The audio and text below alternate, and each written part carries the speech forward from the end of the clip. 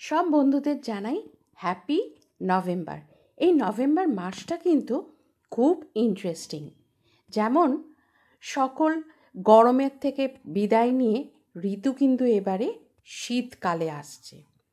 আমাদের সকলের জন্য খুব সাবধানতা বার্তা নিয়ে আসছে। কেন এত সাবধানতা? না, গরম থেকে শীতে যাচ্ছি বলে। এই সময় আমাদের প্রকৃতি জানান দেয় একটু শরীরের যত্ন নেওয়ার জন্য।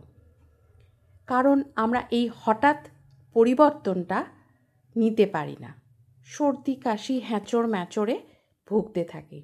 তাই আগে থেকে সাবধান করে দিচ্ছি বন্ধু, তোমরা সবাই খুব সাবধানে থেকো, শরীরের যত্ন নিও, আর অবশ্যই করে মনের যত্ন নিও।